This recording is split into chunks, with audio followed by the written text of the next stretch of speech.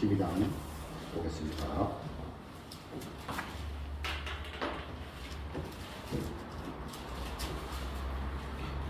1절로 4절 다 찾으셨으면 제가 읽어드리도록 하겠습니다.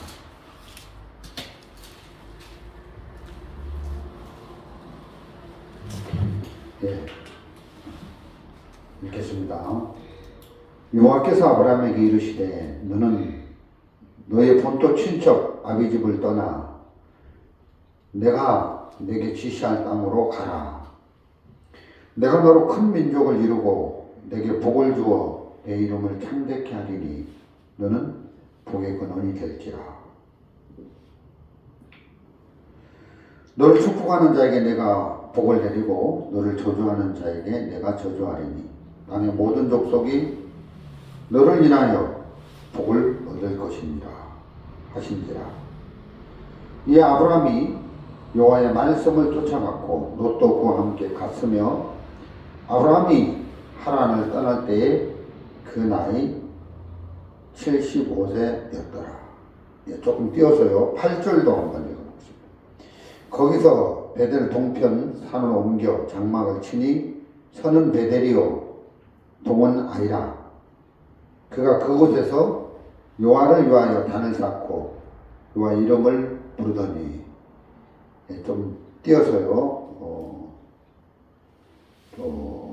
11절까지 읽어보겠습니다. 점점 남방으로 옮겨갔더라. 그 땅에 기근이 있으므로 아브라함이 애굽에 우거하려 하여 그리로 내려갔으니 이는 그 땅의 기근이 심하였음이니라.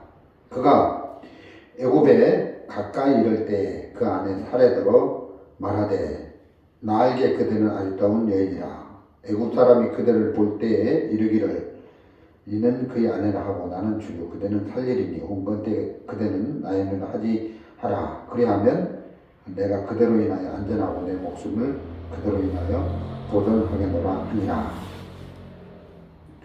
17절도 잠깐 보겠습니다. 여호와께서 아브라함의 아내 사레의 영으로 바로와 그 집에 큰 재앙을 내리신지라. 여기까지 읽어드렸습니다. 예, 오늘 아침에는 무슨 말씀을 좀 같이 나누고 싶냐 하면은 아브라함이 받은 복에 대해서 같이 이야기를 나누려고 합니다. 창세기 12장에 보니까 하나님이 아브라함에게 복을 주시는 이야기인데 창세기 12장 1절에 여호와께서 아브라함에게 이르시되 너는 너의 본토 친척 아비집을 떠나 내가 내게 지시할 땅으로 가라. 이렇게 말씀을 하셨습니다. 너는 너의 본토 친척 아비집, 갈대아 우르죠. 하란이 갈대아 우르를 떠나라. 하나님 말씀하셨습니다. 그러면서 하나님이 아브라함에게 내가 내게 지시할 땅으로 가라. 가나안 땅이죠. 가나안 땅으로 인도하는 말씀이 이제 그 12장 1절에 잘 나오고 있습니다. 그리고 2절에 보면 내가 하나님이 너로 아브라함에게 큰 민족을 이루고 내게 복을 주어 내 이름을 창대케 하리니 너는 복의 근원이 될지라. 그러니까 이제 12장 2절에 하나님 아브라함에게 복 주신 내용이 여러 각도로 열거되고 있는데 큰 민족이 될 것이다. 이때 이제 아브라함 나이가 75세거든요. 자식이 없어요. 근데 하나님은 아브라함을 통해서 큰 민족을 이루게 하겠다. 이렇게 말씀을 하셨습니다. 그래서 우리가 성경 창세기 13장, 14장을 계속 읽어보면 아브라함의 후손이 땅에 티끌같이 많아진다. 그렇게 하나님이 말씀을 하셨습니다. 메시지를 전하셨는데 여러분 땅의 티끌을 셀 수 있습니까? 네, 셀 수 없죠. 얼마나 많은 아브라함의 후손들이 아브라함을 통해서 생겨난 이런 부분들을 이제 말씀해주고 있다는 것이죠. 또 15장에 보면은 이제 그 하늘에 있는 별들을 보여주면서 그 묵별을 셀 수 있느냐. 네 후손이 하늘의 별들처럼 많아질 것이다. 이렇게 하나님이 축복을 하시는 말씀이 지금 아브라함에게 이런 축복을 하시는 말씀이 12장에 잘 나와 있습니다. 뿐만 아니라 내 이름을 창대케 하리니, 창대케 한다는 말이 무슨 말씀이겠습니까? 아브라함의 이름을 세상에서 유명하게 하겠다, 그런 뜻이죠. 그러니까 우리가 지금 살고 있는 이 시대에서 아브라함의 아브라함만큼 유명한 사람을 찾아볼 수가 없을 정도로 진짜 아브라함은 유명한 사람이 됐습니다. 그리고 내 이름을 창대케 하리니, 그리고 이제 12장 2절에 그 후반절에 너는 복의 근원이 될지라. 아브라함 보고 하나님이 너는 복의 근원 될지라 이렇게 말씀을 하셨어요. 그러니까 아브라함 자체가 복이라는 거죠. 그리고 아브라함은 복의 근원이 될지라 했으니까 아브라함 자체가 복덩어리라는 거예요. 이런 축복을 아브라함이 하나님으로부터 받는 이야기가 창세기 12장에 잘 나와 있습니다. 그리고 12장 3절을 한번 보겠습니다. 너를 축복하는 자에게는 내가 복을 내리고 너를 저주하는 자에게는 내가 저주하리니, 이 후반절이 아주 중요합니다. 땅의 모든 족속이 너를 인하여 복을 얻을 것이니라 하시니라. 자, 이 후반절에 보면 땅의 모든 족속이 너를 인하여 복을 얻을 것이니라 이랬습니다. 여러분, 어떤 집에 가보면 막 그 앨범이 있잖아요. 뭐 친구 집에 갔는데 뭐 초등학교 동창을 만났는데 그 동창이 앨범을 다 꺼내주면서 보여주는 겁니다. 그래서 이건 초등학교 1학년 때 찍은 사진, 뭐 3학년 때 찍은 사진 그러는데, 그 사진에 내가 안 나오면 의미가 있습니까 없습니까? 아무리 멋있는 사진이라도 그 사진에 내가 안 나오면, 내가 빠져 있으면 그걸 쳐다봅니까? 덮어버립니까? 덮어버리죠. 얼마 전에 우리가 추석날 어디 전주에 무슨 한옥 마을에 갔는데 우리 가족이 사진을 찍었습니다. 5명이 사진을 찍었는데 그 자리에서 이제 현상을 해가지고 이제 봤는데, 사진을 보면 제일 먼저 그 사진 속에서 누구를 봅니까? 내가 나왔냐, 내가 나오지 않았느냐, 그걸 본다는 거죠. 사진이 아무리 잘 나와도 그 사진 속에 내가 없으면 의미가 없는 거예요. 대통령하고 여러 사람이 사진을 찍었는데 그 사진 속에 콩알만큼, 깨알만큼이라도 빽빽하게 사람들이 모여서 사진 찍었는데 내가 나와 있어야 그게 가치가 있고 의미가 있지, 내가 그 사진에 안 나와 있으면 그 사진은 의미가 없단 말이죠.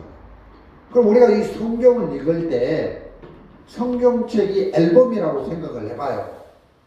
근데 이 성경책을 읽는데 이 성경책이 앨범인데 이 앨범인 성경책 속에 내가 안 나오면 의미가 없는 거예요. 그래서 성경에 베드로 이야기를 읽을 때 이 베드로도 나에 대한 이야기고, 정말 뭐 십자가의 강도를 읽을 때 그것도 나에 대한 이야기고, 간음중에 잡힌 여자 이야기를 읽을 때도 그것도 나에 대한 이야기고, 뭐 다윗, 뭐 다니엘, 뭐 여러 그 믿음의 그런 선진들에 대한 이야기를 읽을 때 그게 나와 상관이 있는 이야기다.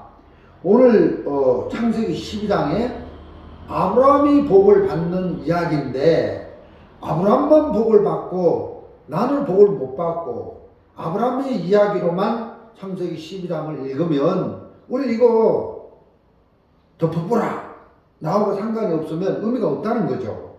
근데 12장 3절 후반절에 보면 땅의 모든 족속이 너를 인하여 복을 받을 것이다. 이 땅의 모든 족속, 이게 여기 이제 우리가 들어간다는 거죠. 이 땅의 모든 족속에 내가 있다. 여러분들이 오늘 아침에 예배드리는 여러분들이 이 땅의 모든 족속 안에 들어있다는 것입니다. 그러면 이제 땅의 모든 족속이 너를 인하여 복을 얻을 것이니라. 이 말을 바꿔 말하면 아브라함을 인하여 아브라함 때문에 내가 복을 받는다. 그런 이야기가 된다는 거죠. 아브라함에게 허락한 모든 복이 우리가 받을 복이 된다. 땅의 모든 족속이 아브라함을 인하여 복을 얻을 것이다. 아브라함에게 허락한 모든 복이 이제 땅의 모든 족속에게 동일하게 임한다. 그러니까 이제 아브라함의 이야기도 되지만 우리 이야기도 된다는 것입니다. 그래서 이 3절 후반절에 보면 창세기 12장 3절에 이 앨범 속에는 저와 여러분도 들어있다. 그런 의미로 이 말씀을 또 우리가 같이 나누면 큰 은혜가 될 줄로 그렇게 생각을 하는 것입니다. 우리가 그런 의미에서 갈라디아에서 보면 이 부분을 잘 이야기 주고 있는데 신약 성경 갈라디아 3장을 보겠습니다. 신약 성경 제가 가진 성경은 페이지 303페이지입니다. 갈라디아서 3장 9절을 보겠습니다. 제가 읽어보겠습니다. 그러므로 믿음으로 말미암는 자는 믿음이 있는 아브라함과 함께 복을 받느니라. 여기 이제 3장 쭉 그 앞부분을 읽어보면 무슨 말씀입니까? 그러므로 믿음으로 말미암는 자는 믿음, 어떤 믿음입니까? 우리가 죄의 사함을 받고 구원받는 믿음입니다. 그래서 우리가 죄를 예수의 피로 씻고 구원을 받는 자는 이 구원을 받는 이 믿음을 가진 자는 믿음이 있는 아브라함과 함께 복을 받느니라. 그러니까 믿음이 있는 아브라함과 함께 복을 받는다. 그러니까 아브라함이 창세기 12장에서 받았던 그 복을 똑같이 구원받은 우리에게도 아브라함에게만 주신 복이 아니라 똑같은 아브라함이 받은 복을 우리도 받게 됐다는 겁니다. 얼마나 놀라운 말씀인지 말로 다 할 수가 없다는 거죠. 자, 우리 13장 13절을 읽어보겠습니다. 그리스도께서 우리를 위하여 저주를 받은 바 되사 율법이 저주해서 우리를 속량하셨으니 기록된 바 남에 달린 자마다 저주 아래 있는 자라 하였습니다. 이는 그리스도 예수 안에서 아브라함이 복이 이방인에게 미치게 하고 또 우리로 하여금 믿음으로 말미암아 성령의 약속을 받게 하려 하십니다. 이랬습니다. 자, 예수님이 우리 죄를 우리가 범하는 율법의 저주, 우리 율법을 못 지켜서 율법의 저주를 받아야 되는데 그 율법의 저주를 예수님이 대신 받으셔가지고 그 대가로 저주를 십자가에서 받고 형벌을 지급하셨다는 겁니다. 그래서 이제 우리에게 오는 율법의 저주가 끝났다. 그래서 우리가 받아야 될 모든 율법의 저주를 예수님 대신 지불하시고 대가를 지불하셨다. 그리고 나서 이제 우리가 죄사함을 받고 구원을 받아서 하나님의 자녀가 되는 권세를 가졌는데 우리가 믿음으로 구원을 받고 이제 하나님 딸이 되고 하나님 아들이 되고 하나님 나라를 상속받는 그런 하나님의 자녀의 권세를 얻었는데 이게 이제 예수 그리스도를 믿음으로 되어지는데 14절에서는 이는 그리스도 예수 안에서 아브라함이 복이 이방인에게 미치게 하고 또 우리로 하여금 믿음으로 말미암아 성령의 약속을 받게 하려 하십니다. 이는 그리스도 예수 안에서 아브라함의 복이 아브라함에게 허락된 복이 있는데 마치 이런 거죠. 우리 집에 그 수도꼭지가 있는데 수도꼭지를 틀면 물이 잘 나와요. 그것은 이제 상수원에서 이제 그 중간에 그 통로 이제 파이프를 연결시켜 가지고 그 배관을 따라서 이제 물이 우리 집까지 올라와서 상수원에서 보내는 물이 이제 통로 배관을 통해서 이제 수도꼭지를 틀면 우리 집에 잘 칼칼칼 나오는 것처럼 아브라함은 하나님의 복을 받는 통로가 됐다. 배관이 됐다. 그래서 이제 아브라함에게 허락한 그 하나님의 그 복이 아브라함이 통로가 돼서 우리에게 왔다. 그래서 죄사함을 받고 구원을 받으면 우리가 예수 안에 있다는 것입니다. 그래서 예수 안에 있는 사람들은 아브라함에게 허락한 모든 복을 동일하게 받는 자가 됐다. 이런 말씀을 우리에게 해주고 있다는 것이죠. 여러분, 오늘 아침에도 제가 이렇게 그 예배당에 오기 전에, 예배 인도하러 오기 전에 우리 산에 이제 닭장을 지어놨는데 닭 모이를 아침에 주고 왔습니다. 여러분, 닭 모이를 줄 때 그냥 닭을 막 땅바닥에 막 뿌려서, 물론 그런 경우도 있지만 막 뿌려서 주는 게 아니라 닭장 안에, 닭 모이통 안에 이제 그 닭 모이를 넣고 그 닭장 안에 모이통 안에 이제 먹이를 줘서 먹게 하잖아요. 그래서 그 닭장 안에 모이통 안에서 이제 닭들에게 먹이를 준단 말이죠.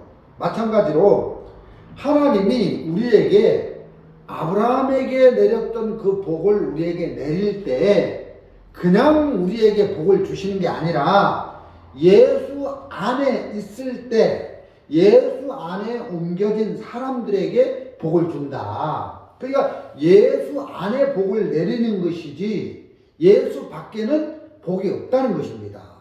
그래서 우리에게 복이 내려오는, 하나님은 복을 주실 때 어떤 인생들에게 복을 주셔야 되겠다 이렇게 한 적이 없어요.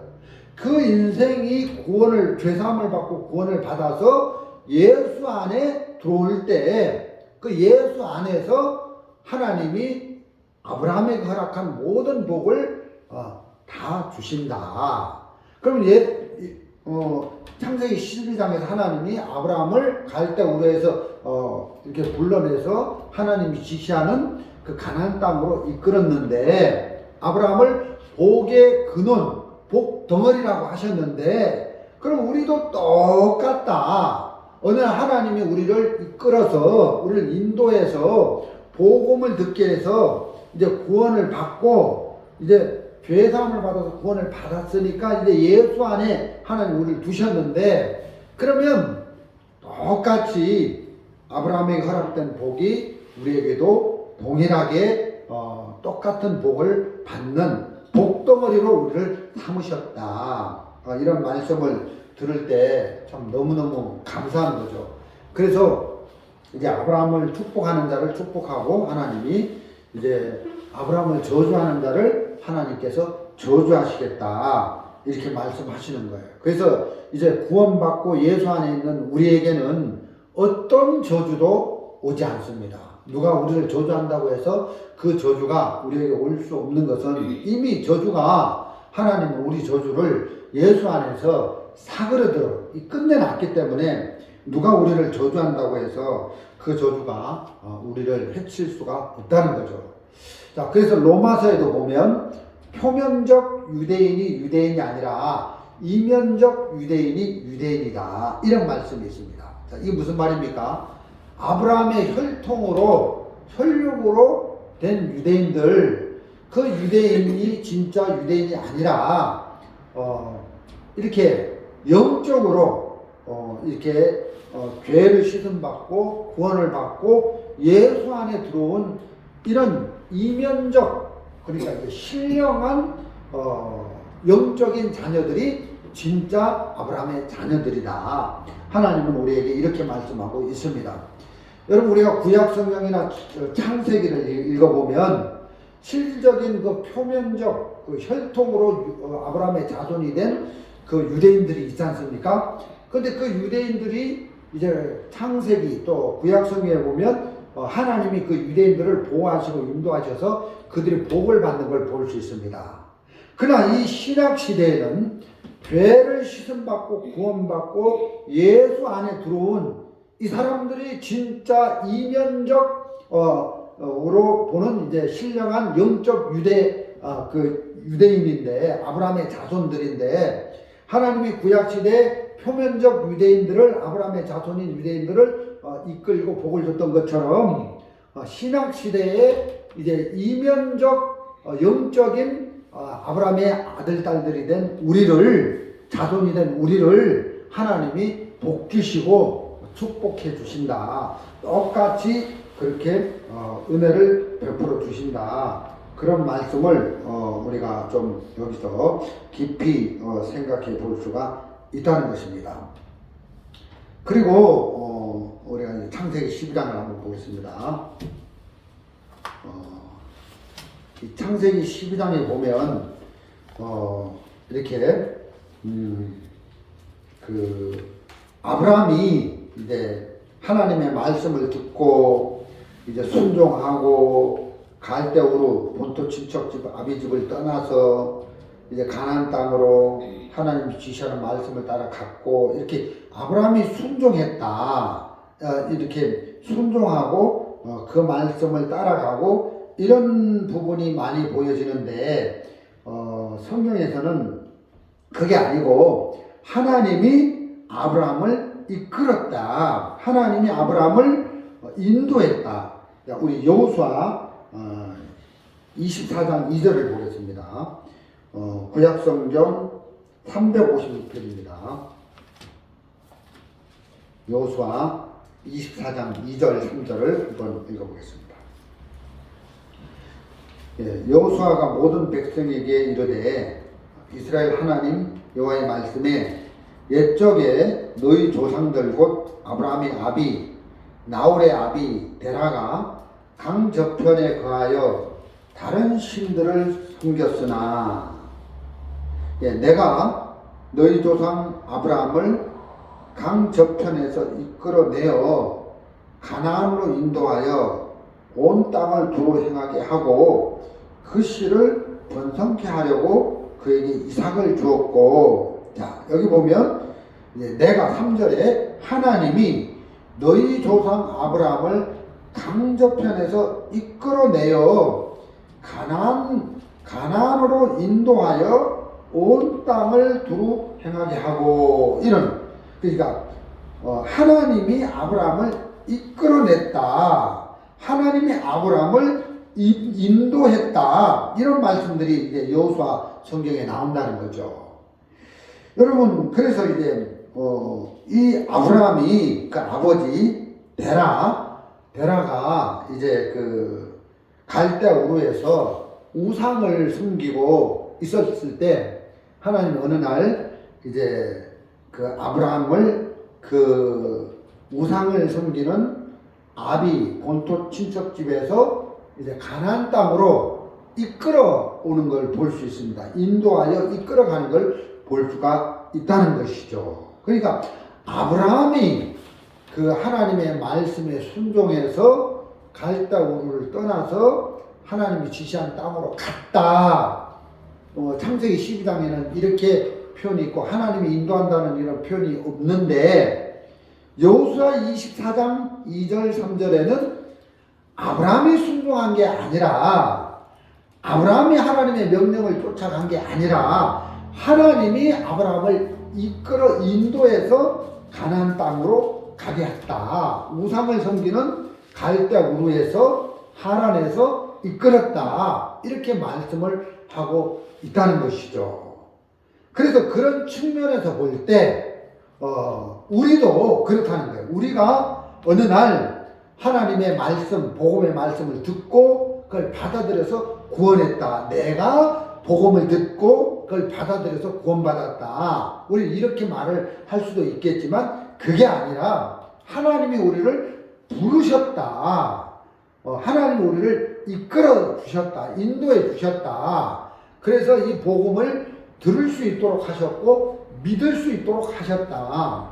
자, 로마서 성경에도 그렇게 되어 있습니다. 로마서 1장 6절을 한번 보겠습니다. 우리 신약 성경 로마서 1장 6절입니다.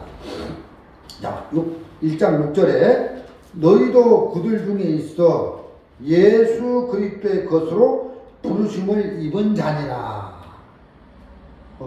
그러니까 우리도 아브라함처럼 아브라함이 아무것도 모르고 그냥 갈대 우르에서 그 아버지 데라 외삼촌 나홀 이렇게 같이 이렇게 우상을 섬기는 그 땅에서 허무하게 살고 있었는데 하나님이 우상을 섬기는 아비본토 친척집에서 아브라함을 인도해서 이끌어서 가나안 땅으로 하나님이 지시하는 가나안 땅으로 인도해 드렸다. 그냥 하나님이 우리를 똑같은 방법으로 우리를 진짜 이 세상신 마귀 어둠의 권세 흑암의 권세 아래 살던 마귀 아래 살던 우리를 이끌어 주셨다. 죄 속에 살던 아브라함을 이끌어 주셨던 것처럼 하나님께서 우리를 진짜 마귀의 권세 아래서 슬프게 살던 우리를 거기서 끄집어내서 거기서 불러주셨다. 마치 그 세관에서 그 세리 일을 하던 그런 마태를 하나님이 예수님이 그 부르잖아요. 또 고기를 잡는 베드로를 하나님이 부르잖아요. 나를 따르라. 내가 너로 사람 낚는 어부가 되게 하겠다 하고 이제 예수님이 당신의 사람들을 불러서 이렇게 부르셔서 당신의 사람으로 이끌어 가셨던 것처럼 저와 여러분도 우리가 복음을 듣고 구원받았다 이 표현보다는 예수님이 우리를 불러주셨다. 우리를 찾아오셨다. 그래서 이 복음을 우리 마음에 받아들일 수 있도록 이끌어 주셨다. 이런 표현이 훨씬 더 맞다는 거죠. 하나님께서 아브라함 마음에 그 하나님의 말씀에 이끌림을 받고 순종할 수 있도록 인도하셨다. 이끌어 주셨다. 이런 부분을 우리가 생각해 볼 수가 있습니다. 그래서 하나님께서 우리에게 복을 주실 때 그냥 복을 주시는 게 아니라 아브라함과 똑같은 복을 주실 때 예수 안에 우리가 있을 때 그러니까 구원을 받고 죄사함을 받고 구원을 받으면 우리가 이제 예수 안에 있게 되는데 하나님이 우리를 흑암의 권세 마귀의 권세 죄 아래 슬프게 살아가는 우리를 거기서 건져내서 이제 예수 안으로 옮겨 놓으신 거죠. 아브라함을 그 우상을 섬기는 갈대 우르에서 불러서 가나안 땅으로 옮겨 놓았던 것처럼 하나님 우리를 세상 마귀의 권세 아래서 예수 안에 생명의 아들의 나라로 예수님 안으로 옮겨 놓으셨다. 그래서 예수 안에서 아브라함이 받았던 그런 모든 복을 똑같이 받을 수 있도록 하셨다. 그래서 에베소서 1장에도 그런 부분을 잘 말씀해 주고 있습니다. 에베소서 1장 3절을 한번 보겠습니다.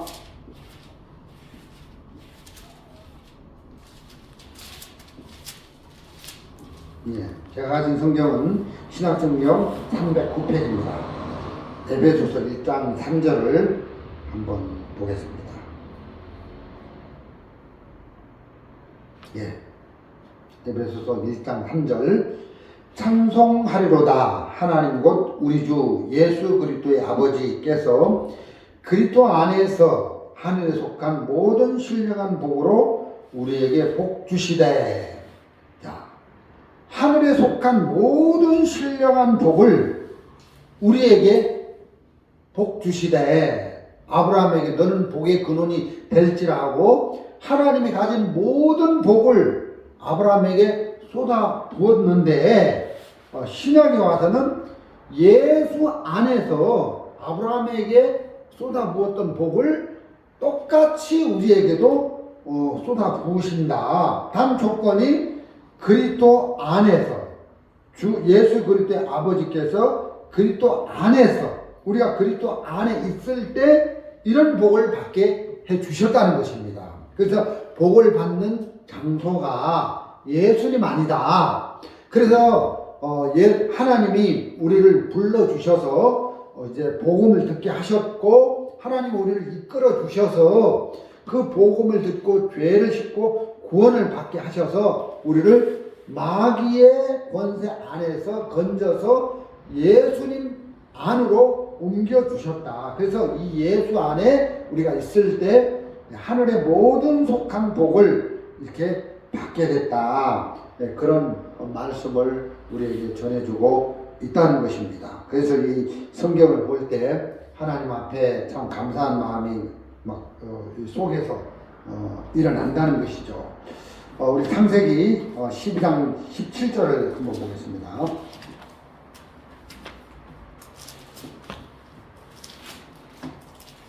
창세기 12장 17절 여기 보면은 여호와께서 아브라함의 아내 사rai 영고로 바로와 그 집에 큰 재앙을 내리신지라 했는데 어느 날 하나님이 아브라함을 가나안 땅으로 이끌었는데 가나안 땅에 기근이 오니까 애굽으로 내려갔잖아요. 아브라함과 사라가 이제 애굽으로 내려갔는데 그 사라를 아브라함이 자기 이제 동생이다, 여동생이다 이렇게 거짓말을 해가지고 이제 이 애굽 왕 바로에게 이렇게 속이잖아요. 그때 이제 바로가 이제 그 사례를 자기 아내로 취하려고 하는데 그런 이제 일들이 있었다는 것이죠. 근데 이제 그 애굽 왕 바로에게는 그 일로 말미암아 하나님이 그 집에 재앙을 내리는데 아브라함은 재앙을 안 받더라고요. 그 책망도 뭐 어떤 하나님의 징계도 안 내리는 걸 볼 수 있습니다. 우리가 생각할 때는 애굽 왕 바로에게 재앙을 내렸던 것처럼 아브라함에게도 내가 너를 믿음의 조상으로 세워놨는데 너 기근이 좀 있다고 해서 애굽으로 내려가서 네 아내를 여동생이라고 팔고 그래가지고 그 애굽 왕 바로가 그 여동생 네 아내를 취해가지고 아내를 해가지고 그날 밤에 관계를 가졌으면 그래가지고 이제 사례가 이제 자식을 낳으면 하나님은 복의 근원으로 아브라함을 세웠는데 네 자손이 네 후손이 하늘의 별처럼 땅의 티끌처럼 많아지겠다고 하셨는데 이게 네 씨야. 그 애굽 왕 바로의 씨야. 너 이렇게 해서 나를 이렇게 골탕 먹이고 내가 너를 믿음의 조상으로 세웠건만 믿음이 요만큼도 없고 도리어 내 계획을 이렇게 영리로 일을 하고 나 진짜 너 때문에 참 이렇게 골탕을 먹고 막 하나님 그래가지고 막 아브라함을 막 저주하고 재앙을 내리고 막 책망하고 징계를 내릴 것 같은데 어떻게 보면은 바로의 죄보다도 아브라함의 죄가 더 큰데 아브라함에게는 전혀 이렇게 책망을 하시거나 이렇게 안 하시더라고. 뿐만 아니라 아브라함이 믿음이 없어서 그 여종 하갈을 취해서 이스마엘을 낳았잖아요.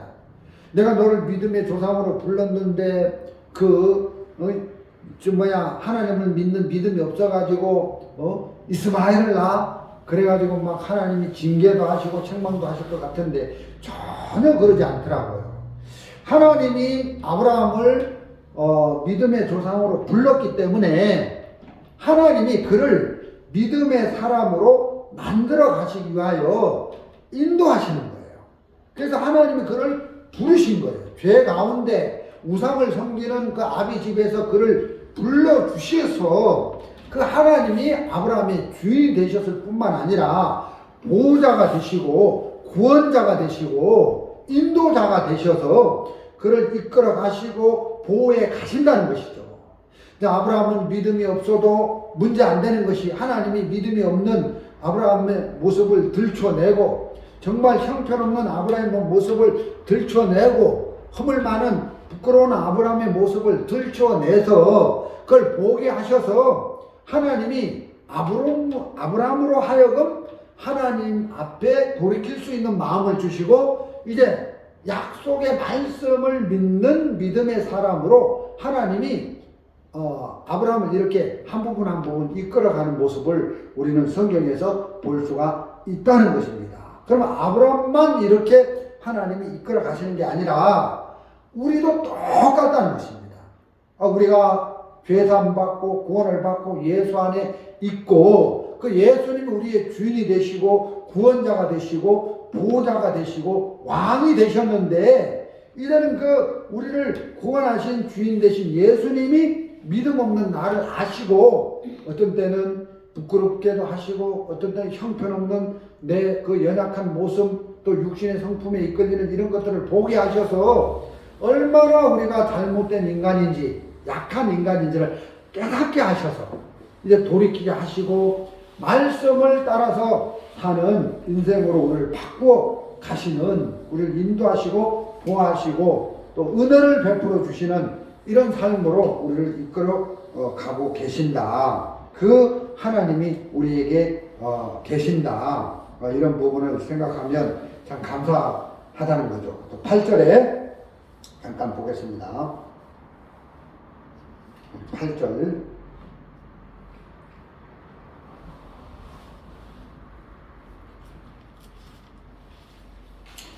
어, 12장 8절입니다. 창세기 12장 8절. 예, 거기서 베델 동산 땅으로 옮겨 장막을 치니 서는 베델이요 동은 아이라.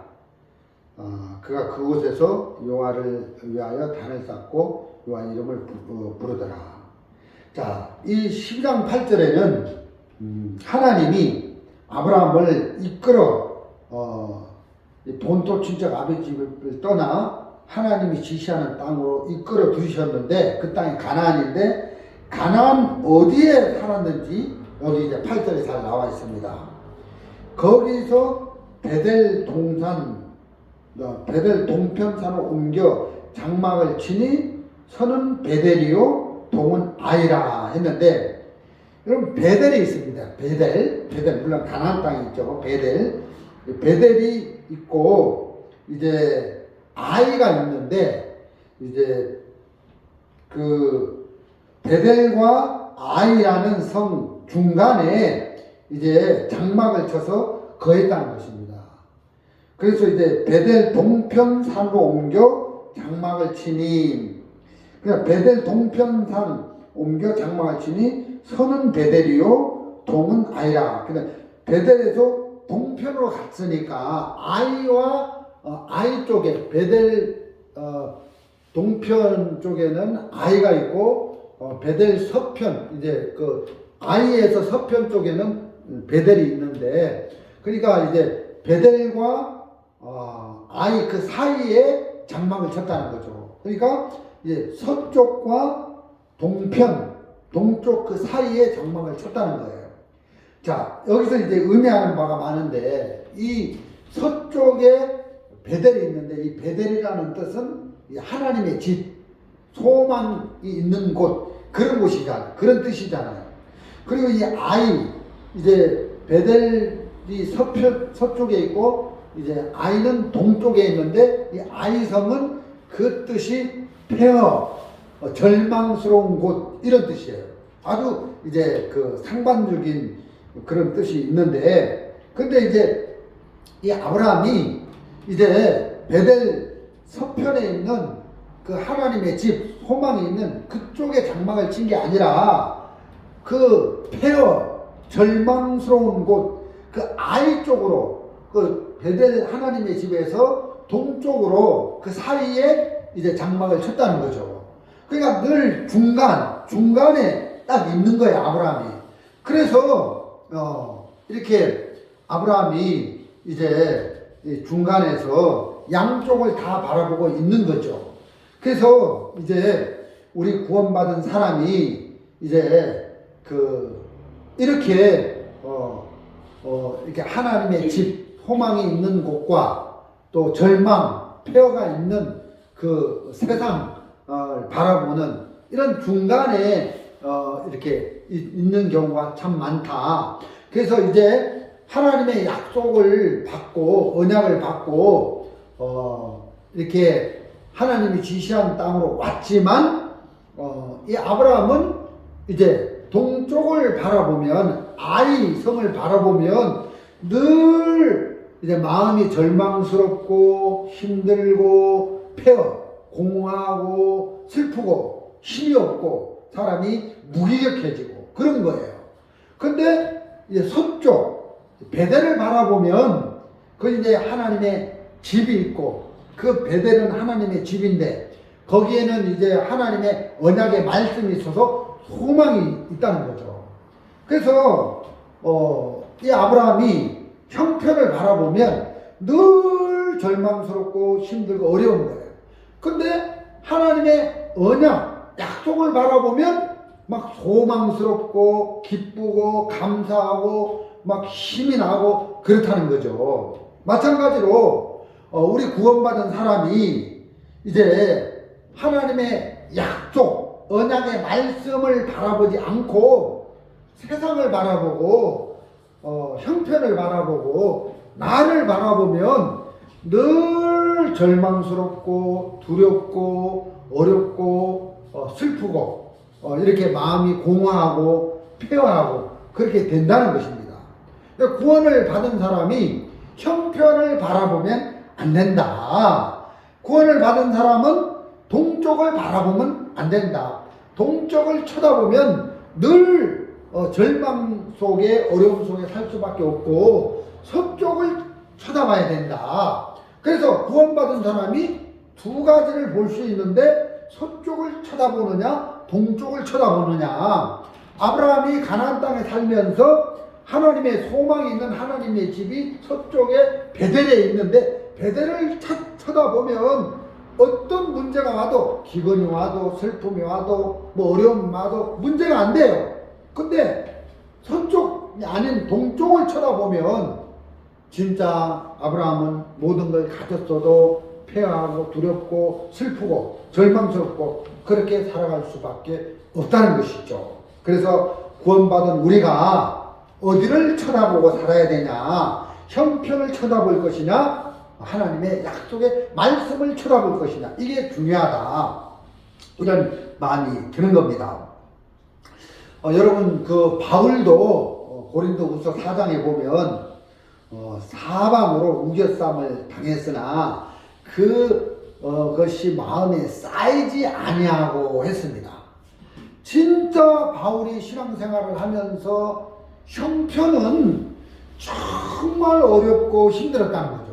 사방으로 우겨쌈을 당해서 그런 어떤 폐허적인 마음들, 절망적인 마음들이 막 쌓여야 될 것 같은데 사방으로 우겨쌈을 당했으니까 사방으로 막 어려운 일, 문제 속에 마음이 쌓이잖아요. 근데 그게 쌓이지 않는 거예요. 그렇게 어려운 일, 낙심스러운 일, 절망스러운 일들을 많이 만나는데 바울은 그것이 마음에 쌓이지 않았다.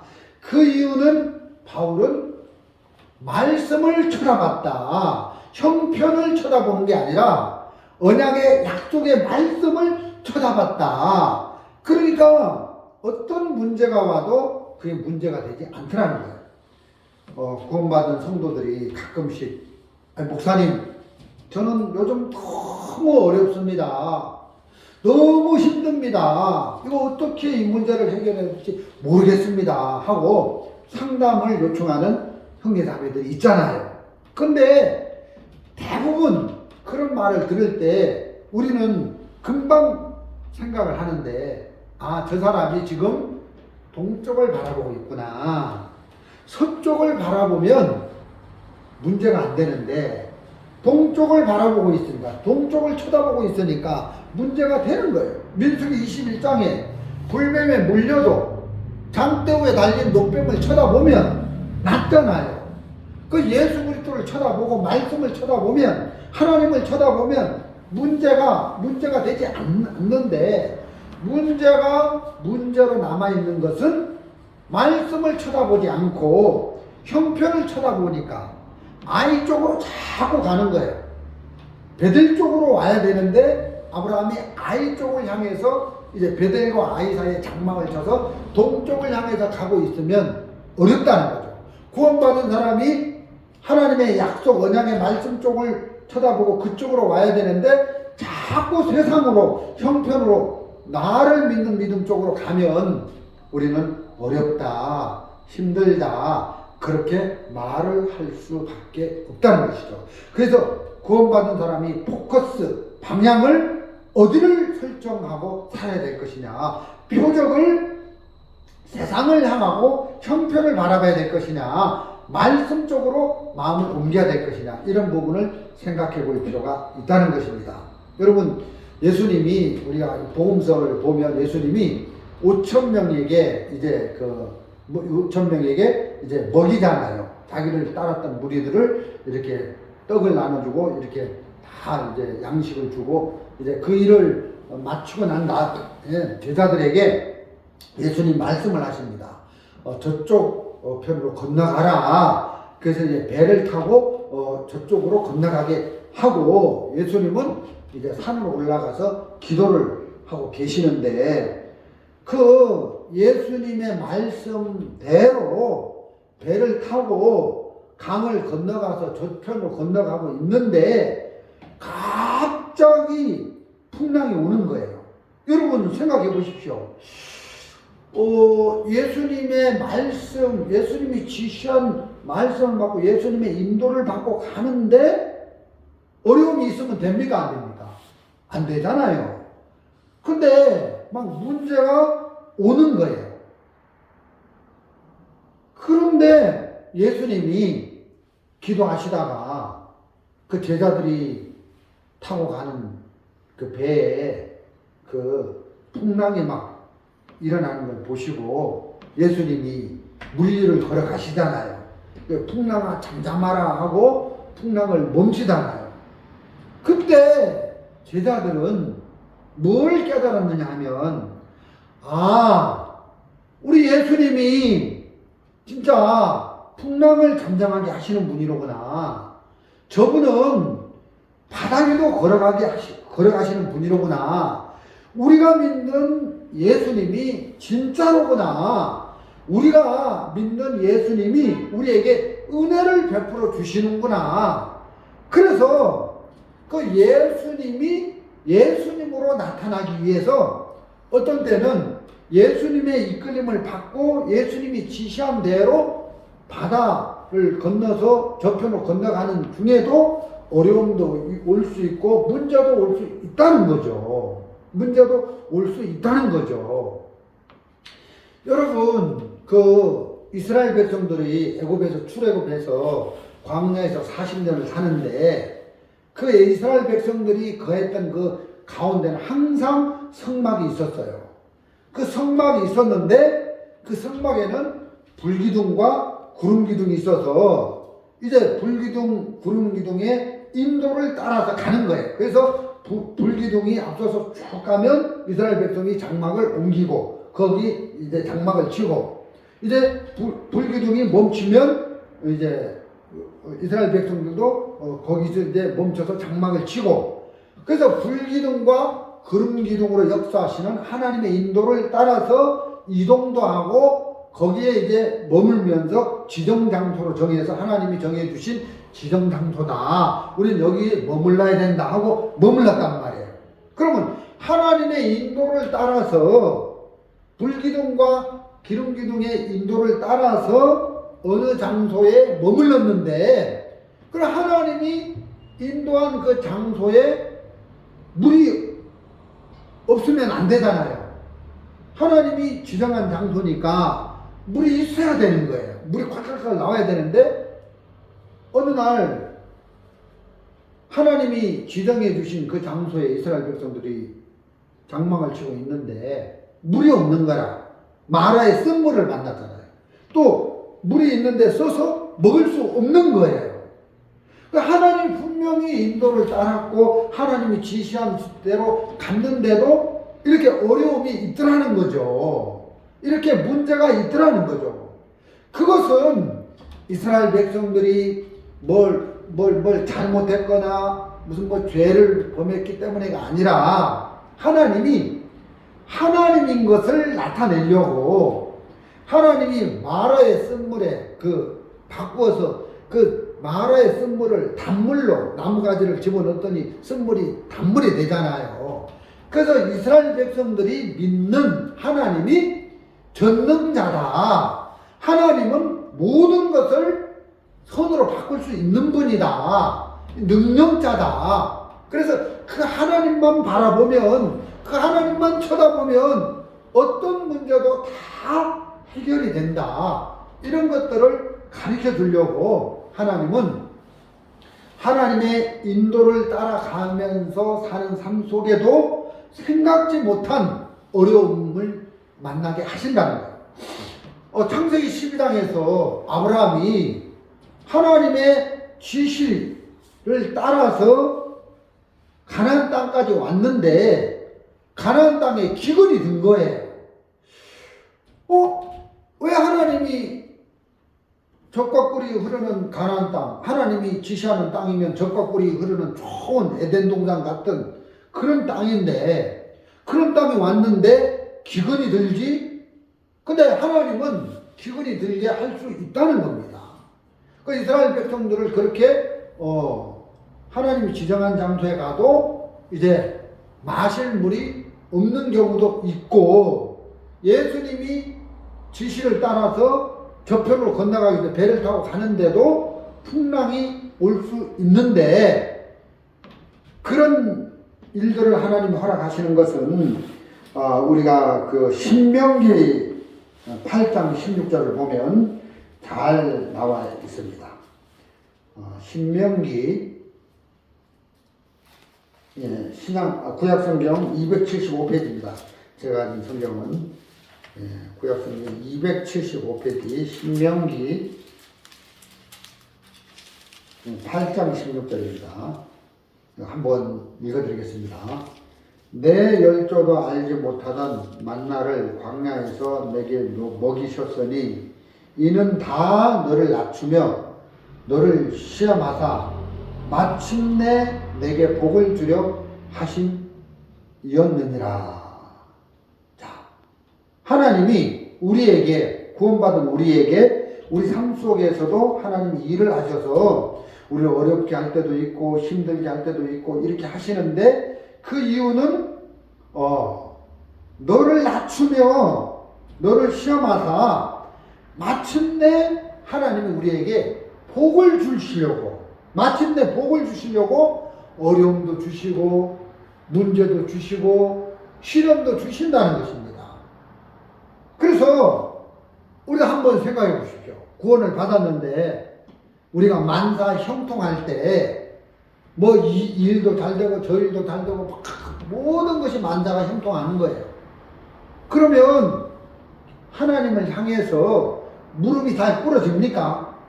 기도가 잘 됩니까? 안 돼요.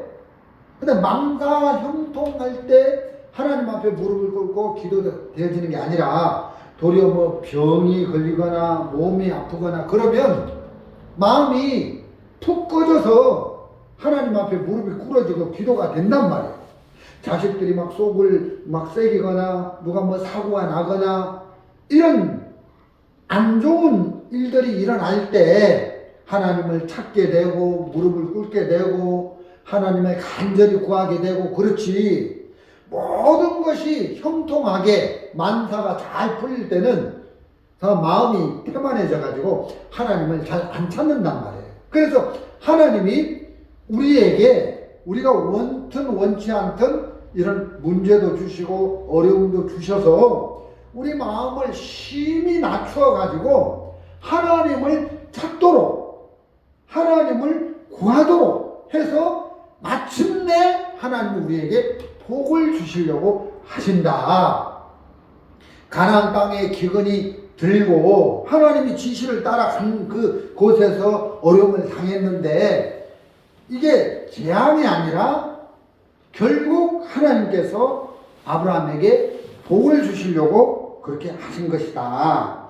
이런 부분을 생각해 보면 감사하다는 거죠. 우리 베드로전서 1장 7절을 한번 보겠습니다.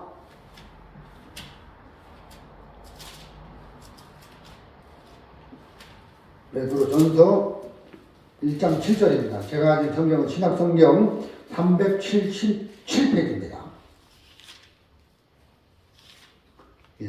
베드로전서 1장 7절 너희 믿음의 시련이 불로 연단하여도 없어질 것보다 더 귀하여 예수 그리스도에 나타나실 때에 칭찬과 영광과 존귀를 얻게 하려 함이라. 여기 보면 믿음의 시련이 있다는 것입니다. 시련.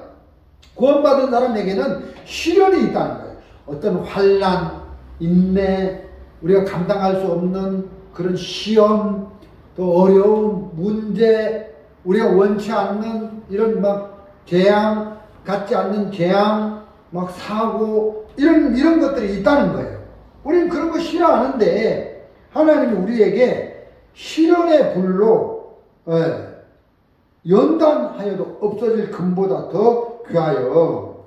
그래서 없어질 금보다 더 귀한. 그래서 이런 어려운 시련이 올 때 하나님을 믿는 믿음이 생겨나고, 그래서 하나님을 찾게 되고, 또 하나님이 그 문제를 해결해 주셔서 마침내 우리에게 믿음을 다하시고, 그래서 우리를 이렇게 복을 내리시고, 그래서 이제 예수님 재림하실 때 칭찬과 영광과 존귀를 얻게 하게 하기 위해서 하나님은 우리에게 미련의 시련의 불로 없어질 금보다 더 귀하게 우리를 연단시키신다. 이런 말씀들을 생각해 보면 감사하죠.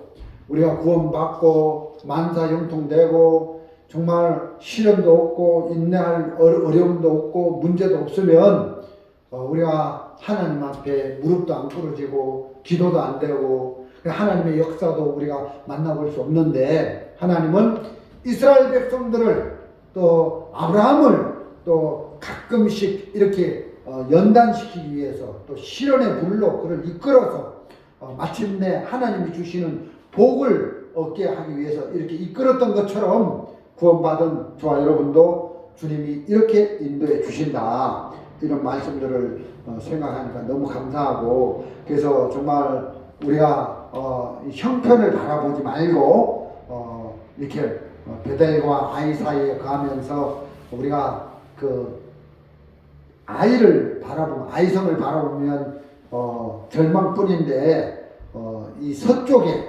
베델이 있거든요. 이 서쪽. 하나님은 항상 서쪽에 있어요. 서쪽. 지는 인생의 그 육신의 그 연약함이 다 무너지는 그 서쪽에 하나님이 있고, 그래서 이제 성막도 보면 동쪽이 들어가는 입구예요. 동쪽에 문을 열고 들어가면 서쪽에 지성소가 있는데 거기에 이제 하나님이 있단 말이에요. 동쪽에는 문이고 서쪽에는 하나님이 계시는데 이 서쪽을 바라봐야지 우리가 동쪽을 바라보면 안 된다. 형편을 바라보지 말고 약속의 말씀을, 약속의 언약의 말씀을 바라봐라. 그래서 하늘의 신령한 모든 복으로 예수님 안에서 우리에게 복을 주신다. 그래서 이제 언약의 말씀을 바라보고 또 이번 한 주간도 승리하는 저와 여러분이 되시기를 바랍니다. 오늘 말씀은 여기까지 드리도록 하겠습니다.